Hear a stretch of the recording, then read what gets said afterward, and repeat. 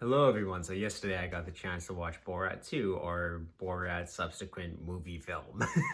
The title is actually even longer than that. It's actually an insane title and it changes throughout the movie depending on the plots, but I was able to watch it yesterday. It is streaming exclusively on Amazon Prime right now, so if you have that, you can go check it out on there. But this, of course, stars Sacha Baron Cohen in the titular role of Borat once again. It also stars Maria Bakalova, who plays a character named Tutar. She is Borat's daughter in the movie, and there is like a really kind of interesting family dynamic in this movie, and she's also scene stealer. She's amazing in this movie. But without further ado, let me get into my review for Borat 2. So it's been 14 years since the first film, and for that entire 14-year time span, Borat has been in a Kazakhstani gulag because his country was so ashamed and embarrassed about the antics he got up to, and basically blame him for making their country look like a laughingstock. So he's serving time in the gulag until 14 years later, he's tasked to go on a secret mission back to the US to regain honor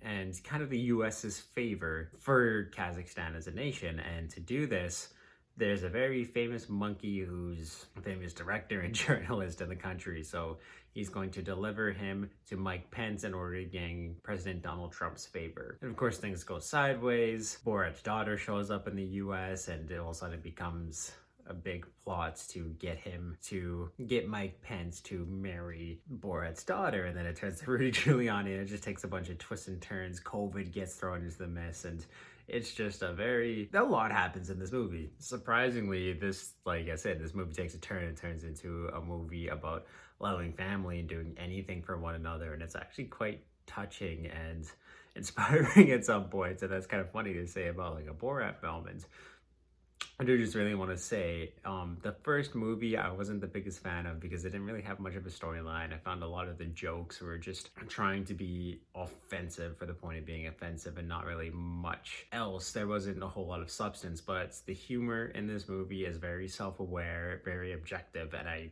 liked it. I enjoyed it quite a bit, whether kind of no matter who they're mocking. I could find, whether it be actual humor or shock value, anything like that, I was able to kind of connect and laugh with it, where in the first one it just kind of annoyed me a little bit.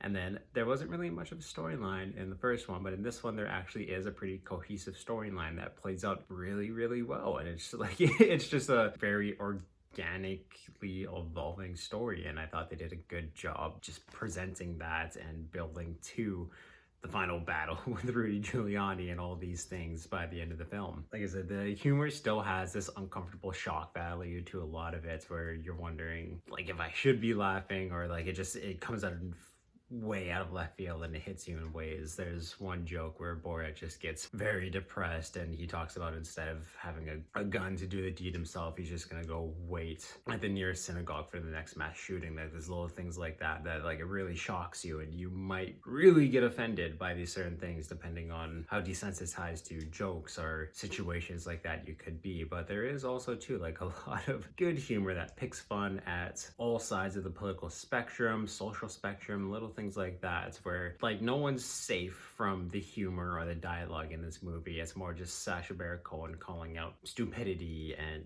meanness, greediness, just anything that kind of goes against love of family or love of a country, little things like that. So he really picks on things like that, and that is something that I enjoy. Like I said, the humor is objective this time around. And I do really want to say too that I haven't laughed so much at a movie in a really long time, whether the laughter be out of me like genuinely really having a good laugh at what's going on screen, being uncomfortable, nervous laughter, passive aggressive laughing at some of the things, like the unsuspecting civilians in the movie, some of the things that they say, me just passively aggressively laughing at them. Even too, like the third act of this film, a lot happens in it, but it incorporates the COVID-19 pandemic, and I thought it actually did it in kind of a brilliant and really, really funny way. You could tell like the movie really had to incorporate this on the fly, and even too by the end of the movie, I thought it did a brilliant job incorporating it into the source material. Like especially too within the final showdown with Rudy Giuliani, which I'm certain a lot of you have heard about by now before watching this movie, but it's just Sacha Baron Cohen baiting bad people into saying these things and revolving comedy around it. And that's something that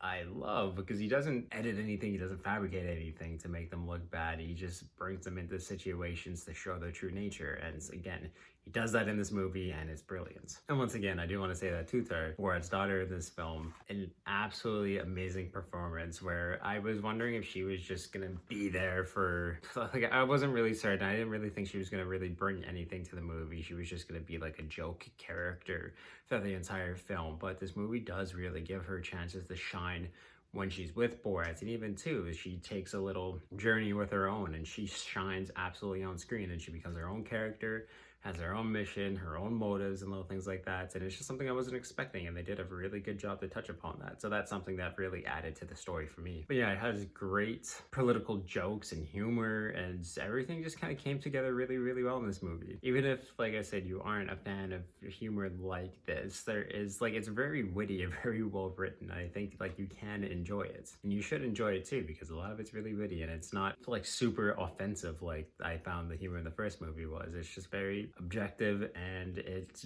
takes jabs, like I said, just basically at stupidity on all sides of any spectrum. It is a way better sequel in every single rate, and with all this taken together, that's why I'm going to give Borat's 2 subsequent movie film a 7.5 out of 10. I was not expecting to enjoy the movie this much, but I'm glad that I did in so many ways, and throughout the entirety of the film as well. But please let me guys know what you thought about Borat 2 in the comments down below. And as always, if you like this video, you can give it a thumbs up. You can also check out all my other movie reviews and everything else I do on this channel by clicking through my playlist down below. And if you like what you see, go ahead and subscribe. You can also turn the little ringer on to know when I upload new videos. But yeah, no, definitely go check out this film. It is a really good laugh.